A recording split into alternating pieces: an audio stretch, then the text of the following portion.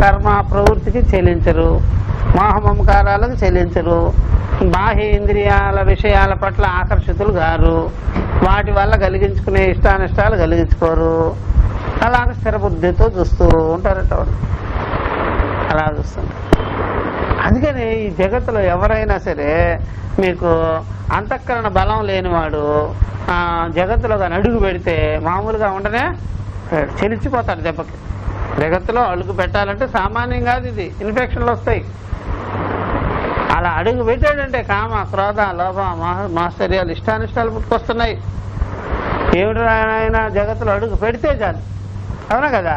ఇప్పుడు మీరు ఒక ఆశ్రమం వాతావరణంలో కొద్ది రోజులు ఉండి రండి. ఆ ఆశ్రమం కూడా మామూలుగా బాహ్య ఆశ్రమంగా ఉండకూడదు, బహిర్ముఖమైన ఆశ్రమంగా ఉండకూడదు. సాధన పక్షంలోనే, వాల్యూస్ పక్షంలో నడిచే ఆశ్రమంగా ఉండాలి. ఇప్పుడు ఆశ్రమాలు అలా ఏం కనిపించటంలా. ఏవేవి మీకు బజార్లో ఉన్నాయో అవన్నీ ఉన్నాయన్నమాట. ఏది ఎక్కడ కంప్యూటర్స్ లోటు లేవు, టీవీలు లోటు లేవు, అన్నీ. ఇక మీరు ఆశ్రమాల్లో చూసి బయటికి వెళ్ళి కొనాలి. లగ్జరీ ఆశ్రమాలు అయిపోయినాయి. వీళ్ళే ముందు ఇదివరకు ఊరికే గచ్చు, ఇంత నాపరాయి గచ్చు. ఇప్పుడు చూస్తేనా ఇటాలియన్ మార్బల్ వేసేస్తారు. అట్లా ఉంటాయన్నమాట. అలాంటి ఆశ్రమాలకు పోతే మీ సాధకత్వం పోతుంది దెబ్బకి. మామూలు ఆశ్రమాలు మేము ఇట్లా ఉండేవాళ్ళం.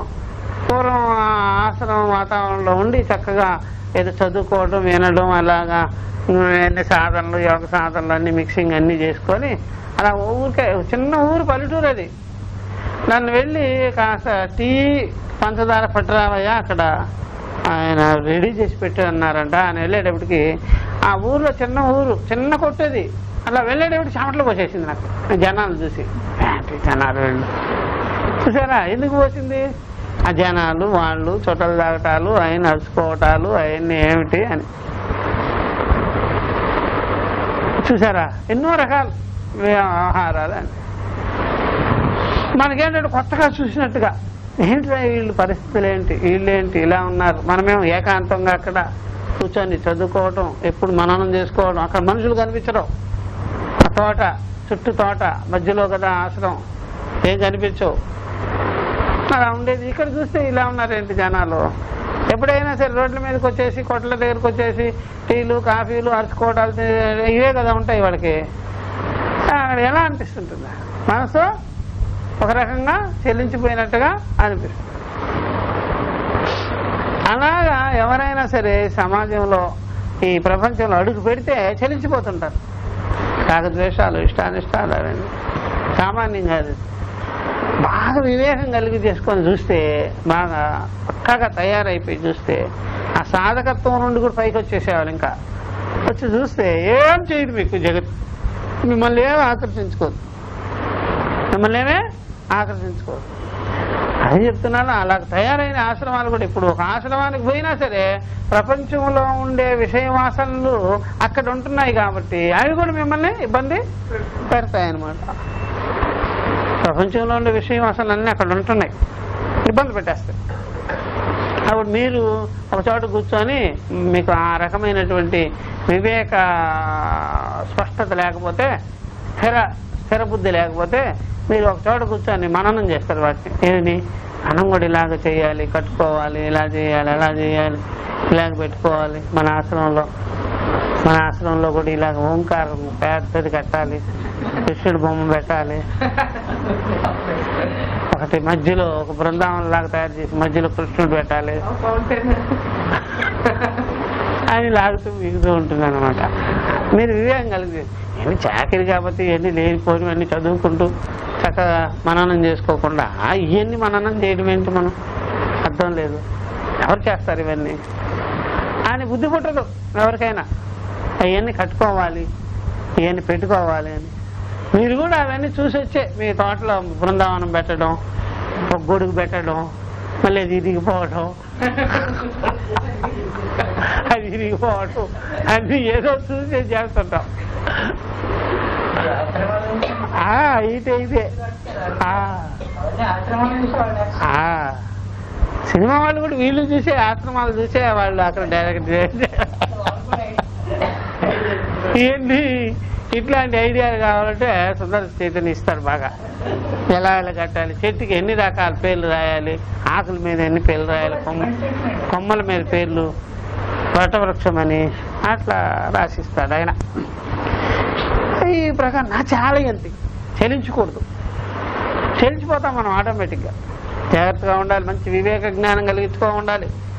ఏది చూసేదాన్ని ఆకర్షించుకొని మనసు చెలించినట్టుగా ఉండకూడదు, స్థిరబుద్ధి పెట్టుకోని ఉండాలన్నమాట. లేదంటే మనం ఆ చెలించటంలో అది నిదానంగా చెలించేగట్టు పని అయ్యేది పెద్ద అరికెన్స్ అయిపోద్ది, వెళ్ళిపోతాం బయటకు, మనసు బయటకు వెళ్ళిపోతుంది. ఎందుకు సార్ వాళ్ళు ఆ విధంగా చెలించకుండా ఉండగలిగారు అంటే నిత్యాత్మ దర్శనాలు, సుస్వరూప జ్ఞానం కలిగించేసుకున్నారు. నిత్యమైనటువంటి స్వరూపం ఏమిటి? ఆత్మేగా. అప్పుడు ఆత్మస్వరూప జ్ఞానాన్ని కలిగించేసుకున్నారు కాబట్టి అందుకొని ఆ విధంగా నిలబడిపోయారు. అదే జ్ఞానం కలిగించుకోకపోతే, స్వరూప జ్ఞానం కలిగించుకోకపోతే అలా స్థిర బుద్ధిరానే రాదు. అందువల్ల నిత్యాత్మ దర్శనాలు, నిత్యమైన ఆత్మజ్ఞానం కలిగించుకొని ఉన్నారు కాబట్టి. నిత్యమైన ఆత్మ ఏంటి? మన స్వరూపమే. నిత్యం కానిది ఏమిటి చెప్పండి? నిత్యం కానిది ఏమిటి? భావాలు, వేదనానుభవాలు, అలాగ అనడం, ఇలాగ అనిపించుకోవడం, ఇట్లాగా. ఎప్పుడు వరకు అయితే స్పష్టత కలగదో అప్పుడు వరకు ఆత్మ అంటే నేను ఇలా అనుకున్నా, అలా అనుకున్నా, అలా అనుకున్నా, ఇలా అనుకున్నా అని ఉండేది. అవన్నీ పడిపోయింది ఎప్పుడో అహమస్మి. ఇప్పుడే ఇక్కడే నా స్వరూపము, నేను ఆత్మే అయ్యున్నాను, నేను జీవుడు కాదు, దుఃఖి కాదు, సంసారి కాదు, దేహేంద్రియ ధర్మాలతో ఉండేవాడిని కాదు, దేహేంద్రియాలకు సాక్షి, మనసుకే సాక్షి, ఇవేమి లేని వాడిని అనే స్పష్టత ఉందే. ఇదే నిత్యాత్మ జ్ఞానం.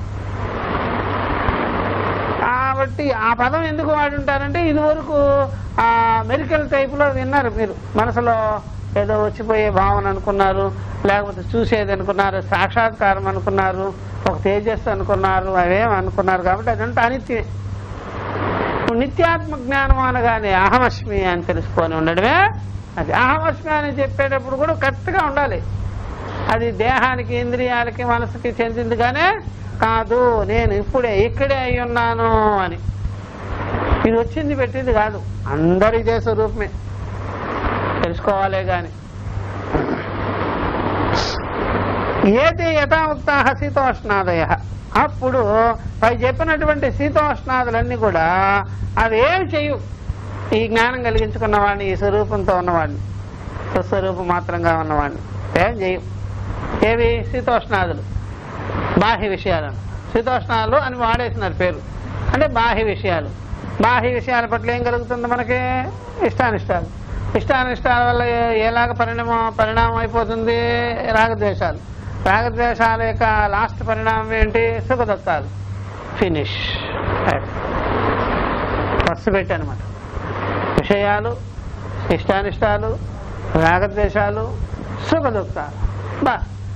సుఖదుఖాలు కలిగి ఉన్నాయంటే అంతఃకరణం అయిపోయిందా లేదా? ఇంకేమన్నా బతుకుతుంది? అది బతకదాం, చచ్చిపోయింది. ఇంకా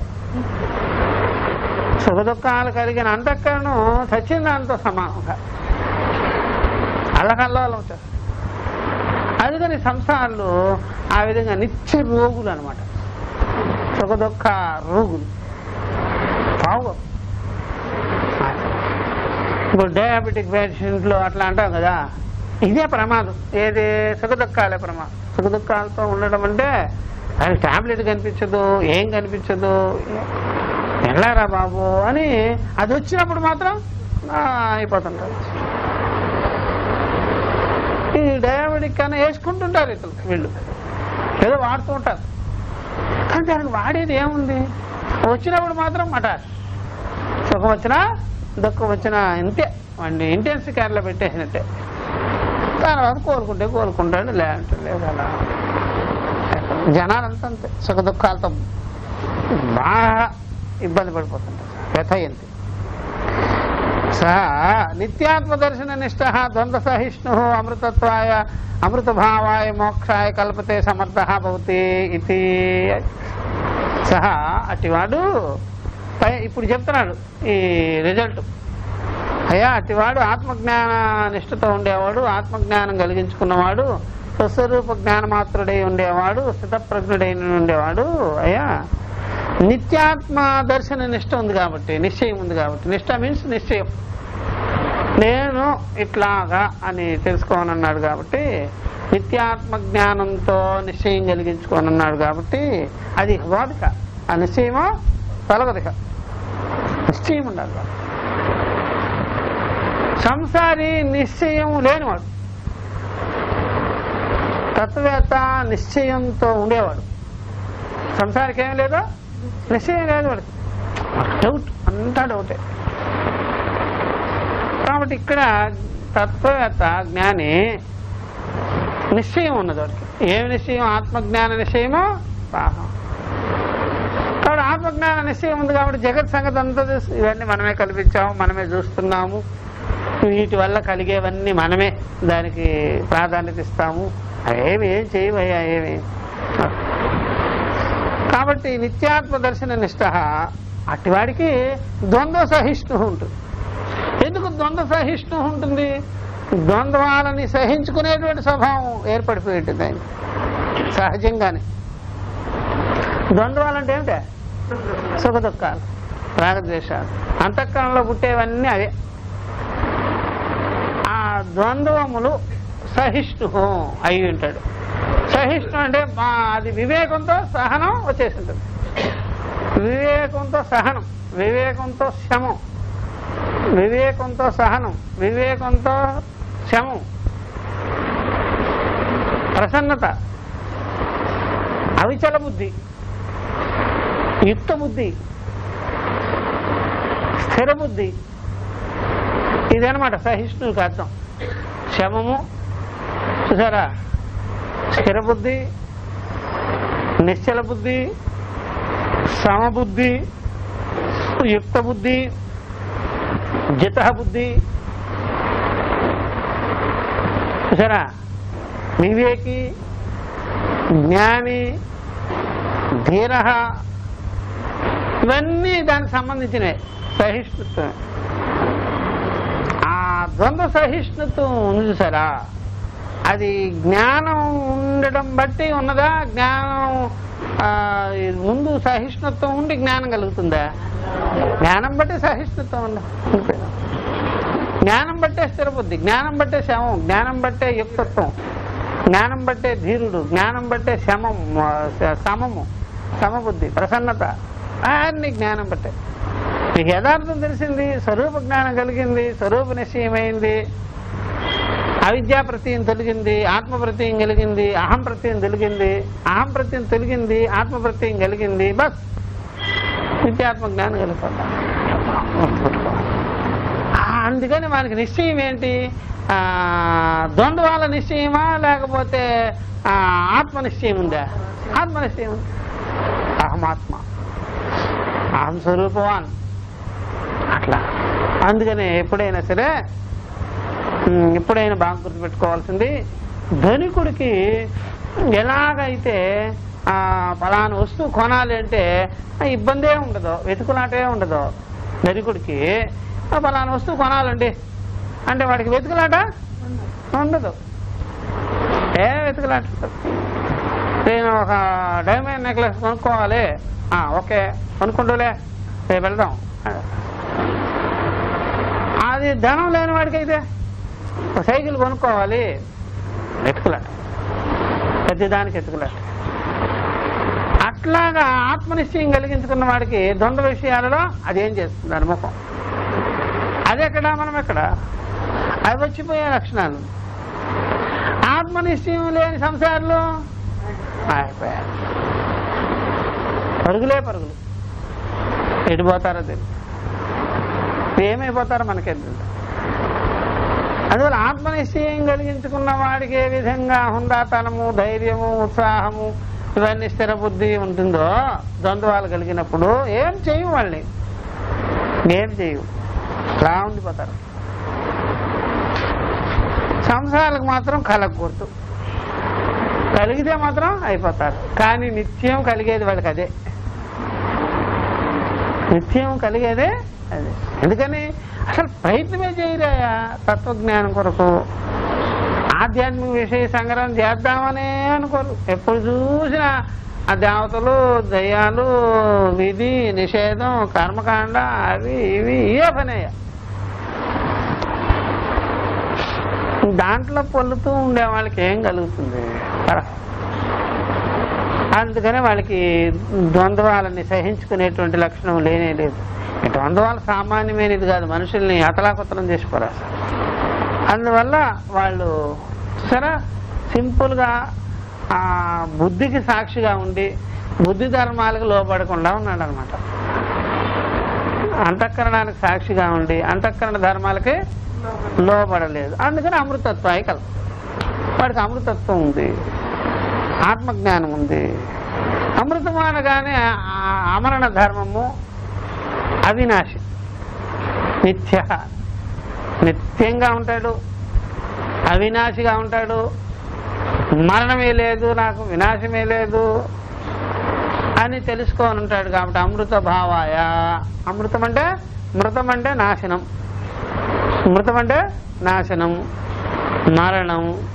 చూసారా, అదేం లేదండి నాలో, నిత్యమే ఉంది. నిత్యము ఇజుకోండి అమృతం అంటాం. నిత్యాన్ని ఏమంటాం? నిత్యంగా ఉంటాను, సత్యంగా ఉంటాను, ఏకరూపంగా ఉంటాను. అదే మోక్షం. స్వస్వరూప జ్ఞానం కలిగించుకొని సునిశ్చితులై ఉండినట్లయితే ఉన్నవారు మోక్షాయ కల్పితే మోక్షాన్ని పొందిన వాడండి. మోక్ష స్వరూపుడే అవుతాడు, మోక్షాన్ని కలిగించుకొని ఉన్నాడు, మోక్షవాన్ సహా అని అర్థం అన్నమాట. ఇప్పుడు మనకే తెలిసిపోద్ది, నేను మోక్షం స్వరూపుణ్ణే అయ్యున్నానా కాదా, అమృత స్వరూపుణ్ణే అయ్యున్నానా కాదా, ఆత్మనిశ్చయం ఉన్నదా లేదా, ద్వంద్వ సహిష్ణుత్వం బాగా ఉన్నదా లేదా అనేది మనకే తెలిసిపోద్ది. ఒకవేళ మనసులో ఏదైనా జరిగితే ఎక్కడ జరుగుతుంది అని కూడా చెప్పేస్తాడు ఆత్మనిశ్చయం కలిగించుకున్నాడు. ఇప్పుడు మనసులో ఒక రకంగా ఇబ్బందిగా ఉన్నదనుకోండి, శరీరం ఇబ్బంది లాగానే మనసు ఇబ్బందిని కూడా గుర్తుపడతాడా లేదా?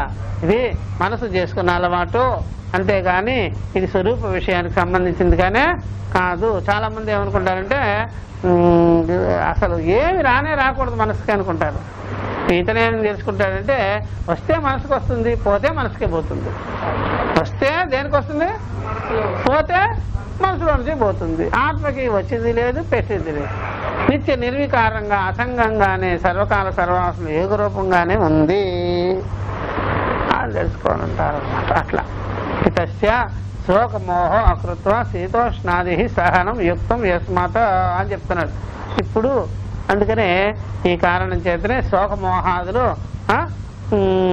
చేయనివాడు, శోకమోహాదులు గురి కానివాడు అకృత్వ శోకమోహ రహిత శీతోష్ణాది సహనం యుక్తం యస్మాతో శీతోష్ణాదులన్నీ కూడా వాడు శీతోష్ణాది విషయాలలో, ఆ సంబంధాలలో, ఆ స్పర్శలలో ఆయన సహనం పెట్టుకొనే ఉంటాడు. సహనం అంటే తెలుసు కదా, వివేకంతో కూడుకున్న సహనం, శమంతో కూడుకున్న దమము, వివేకంతో కూడుకున్నటువంటి సహనము, వివేకంతో కూడుకున్నటువంటి సహనము, శమంతో కూడుకున్న దమము అనమాట. అది బాగుంటుంది. ఇప్పుడు ఎవరైనా చిన్నపిల్లలు మన మీదకి ఎక్కి ఎప్పుడైనా సరే వాళ్ళు మన పిల్లలు ఎక్కితే మనం ఒంటి మీదకి ఎక్కారనుకోండి, ఎప్పుడైనా వాళ్ళు ఏం చేస్తారు మీకు తెలుసు కదా, తలెంట్రుకలు లాగుతుంటారు, కన్ను ఇలా ఇలా అంటుంటారు. మనం ఏం చేసేస్తుంటాం, మూసేస్తుంటాం. వాళ్ళు కళ్ళు ఇలా ఇలా అంటుంటారు. వాళ్ళు ఆటే, వాళ్ళకి తెలియదు పాపం, వాళ్ళకి ఏం తెలియదు ఆట. ఇట్లా ఆడుకునే మనం ఏం చేస్తుంటాం, ఇలా మూసేస్తుంటాం, ఇలా మూసేసుకుంటాం. మళ్ళీ తెలియగానే వాడు ఇట్లా అంటాడు, మళ్ళీ మూసేస్తుంటాం. ఇలాగా పెడుసు స్వభావం ఉండే మనుషులు ఉంటారు కొంతమంది. పెడుసుగా ఉంటుంది స్వభావం, అసలు ఏం వాళ్ళనీరు, ఏక వాళ్ళనీరు. దోమల చేత అయినా గుర్తించుకుంటారు కానీ మనుషులు మాటలు మాత్రం భరించరు. వాళ్ళు ఏం చేస్తారంటే ఆ పిల్లవాడిని ఆ ఏలు పెట్టుకొని నడిపేసేసి, నన్ను ఏంటి కళ్ళు పోసేస్తావేంటి, అవతల పో అని కింద పడేసేస్తారు. అర్థమైందా? అంటే వాళ్ళకి ఏమీ లేదు చెప్పండి, సహనమే లేదు అసలు. ప్రతి దానికి కట్టి విరిచేసినట్టే, గట్టిగాని విరిస్తే ఏమైపోద్ది టపామన్న శబ్దం వస్తుంది కదా. అట్లా పెడపెడమని ఉంటుంది మనసు. మనసు పెడపెడమని ఉండకూడదు, అర్థమైంది? అంటే హార్డ్ అలా ఉండకూడదు. ఎలా ఉండాలి? స్పాంజ్ లాగా, రబ్బర్ లాగా ఉండాలి. రబ్బర్ మనసు లేదు మనుషులకి. ఎలా ఉంటుంది మనసు? పెడపెడని తిరిగిపోయేది, ప్రతిదానికి ప్రతి మాటకి పగుళ్ళు వచ్చేస్తే ఎట్లాగండి. పగుళ్ళు రాకూడదు అసలు, పెరగకూడదు అసలు. ఎంతైనా సాగాలి మనసు, సాగుతూ ఉండాలి. లాగు సాగుతూ ఉంటా. నువ్వు వదిలేస్తే మామూలుగా అయిపోతా, నలిపే అలా ఫ్లాట్గా వచ్చేస్తా, మళ్ళీ వదిలే మళ్ళీ ఒకటైపోతా. అలా రబ్బర్ స్వభావం పెట్టుకోవాలి. ఎవరినే? మనసుని. ఆ తత్వం తెలుసుకున్నవాడు రబ్బర్ చేసేస్తాడు మనసుని. తత్వం తెలియని వాడు ఏం చేస్తాడు? హార్డ్గా చేస్తాడు. కాబట్టి ఇలాగంటే తిరిగిపోతాడు. ఇప్పుడు ఈ కాలేజీ పిల్లలు వాళ్ళు వీళ్ళు అంతా పెడిసే హార్డ్గా ఉంటుంది అది. సరే, కొన్ని పైపులు వస్తువులు హార్డ్గా ఉండేవి ఏమవుద్దా? విరిగిపోతుంటాయి అంతే. అదే మెత్తగా కానీ రబ్బర్ టైపులో ఉంటే మెరగదు, ఏమవుద్దు. అందుకని ప్రేమ అంటారు, అదంటారు, స్నేహం అంటారు, వెరగొట్టుకునేస్తారు. అలాంటి మెటీరియల్ని ఎందుకు వాడారు మీరు? ఎప్పుడైనా వ్యవహారంలో, ఇట్లాంటి వ్యవహారంలో ఎప్పుడైనా సరే, ఇప్పుడు నలుగురు నడిచే చోట, కార్లు గీర్లు తిరిగే చోట ఎప్పుడైనా పైపు గీపు ట్యూబ్ వేస్తాం పైపు రోడ్డు మీద. ఎలాంటిది వేస్తాయంటే హార్డ్గా ఉండేది వేస్తామా? వేస్తే ఏమైపోద్ది? తిరిగిపోద్ది. అంటే ఏం వేస్తాము? మెత్తగా ఉండి వేస్తాం, తిరుక్కోవాలి సేపు అయినా ఏమవు. అట్లా వ్యవహార రంగంలో ఉండేటప్పుడు ఈ పెలుసు స్వభావం పెట్టుకుంటే వెంటనే మీకు వచ్చే రిజల్ట్ ఏమిటి? పగలగొట్టుకోవటమే. దేన్ని? మనసుని పగలగొట్టు అంతే. మరి ఎలా ఉండాలి? రబ్బర్ టైపులో మెత్తగా ఉండాలి. ఎప్పుడు ఏమన్నా సరే బెండ్ అయిపోవడం, మళ్ళీ ఒకటైపోవడం, సాగదీయడం, ఒకటైపోవడం, ఏమైనా చేసుకోండి పోండి, అలాగైపోవాలి.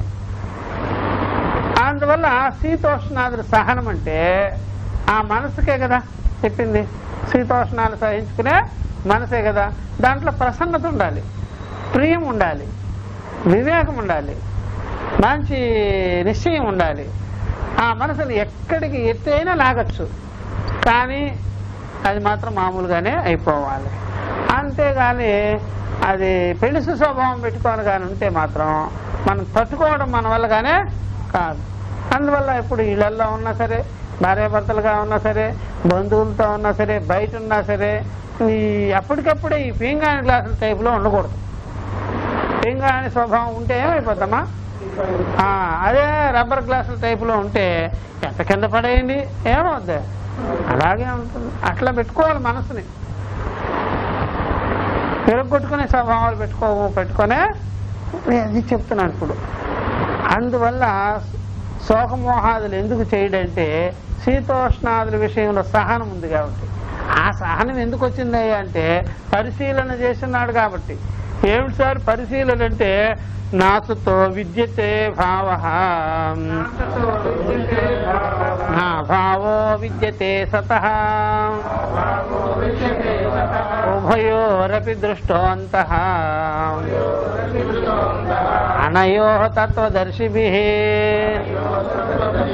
అది ఇలాంటి పరిశీలన చేసేసినట్టు అన్నమాట. అయ్యా ఏదైనా సరే నిత్యంగానే ఉంటుంది, సత్యం సత్యంగానే ఉంటుంది, సత్తు సత్తుగానే ఉంటుంది. ఏది సత్తో అది సత్తే సత్తు, ఏది నిత్యమో అది నిత్యమే, ఏది సత్యమో సత్యమే, ఏది అసత్యమో అది ఎప్పటికి కూడా అసత్యమే, అసత్యమే, అనిత్యమే. కాబట్టి ఎప్పుడైనా సరే సత్తుకి అసద్భావం రాదు,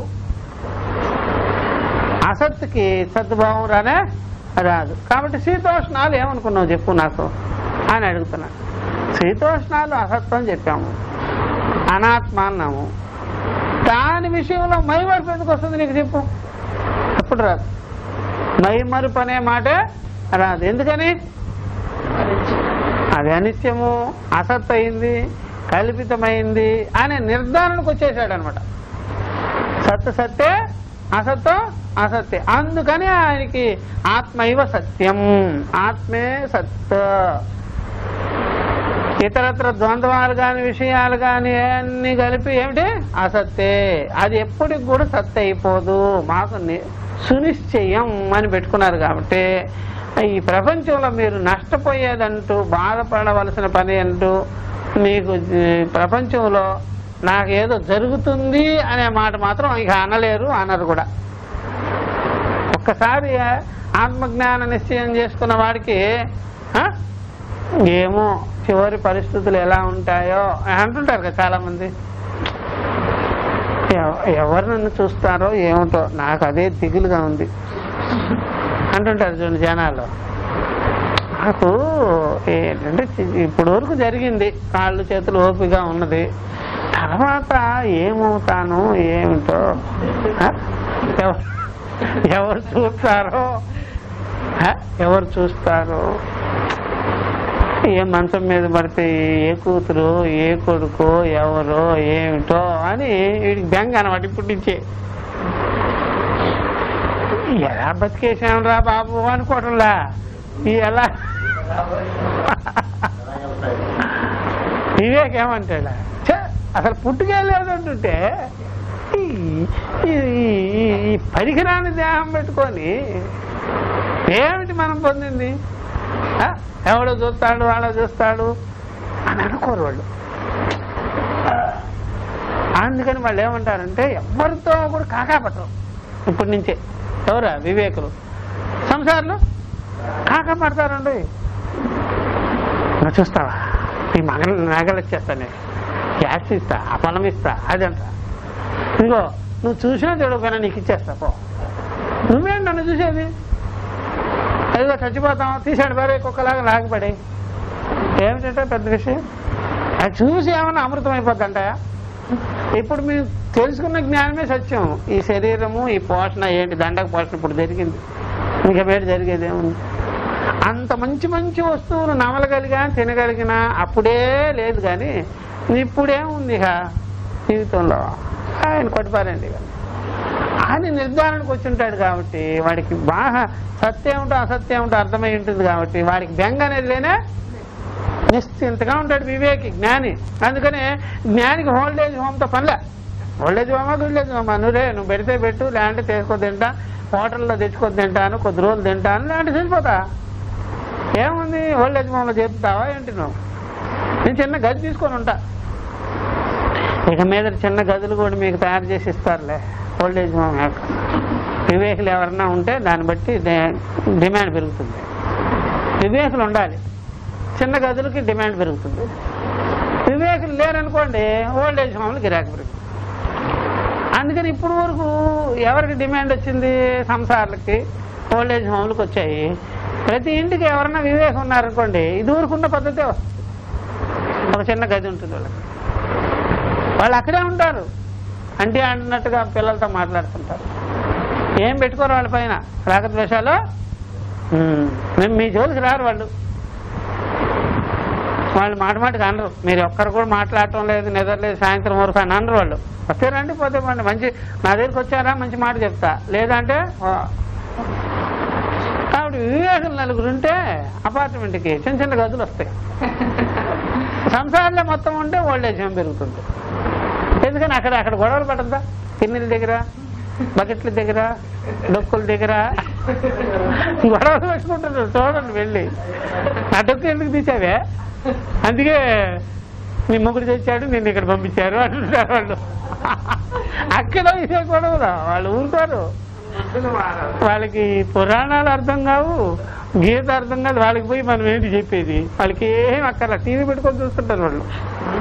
సీరియల్స్ కావాలి మళ్ళీ అక్కడ, మళ్ళీ అదే ఆ స్రవంతి సీరియల్ చూస్తుంటారు. మళ్ళీ అక్కడ మళ్ళీ అన్ని అయిపోయింది కదా, సీన్లు అన్నీ అయిపోయినాయి, కక్షలు, కార్పణ్యాలు, కుట్రలు ఇవన్నీ అయిపోయింది కదా. మళ్ళీ అక్కడ కుట్ర ఎవరి మీద చేస్తావు? అవన్నీ చూసేసి మళ్ళీ అక్కడ ఉండే ముసలాళ్ళ మీద అప్లై చేయడం. అందువల్ల తత్వవేత్త ఎక్కడికి పోడు.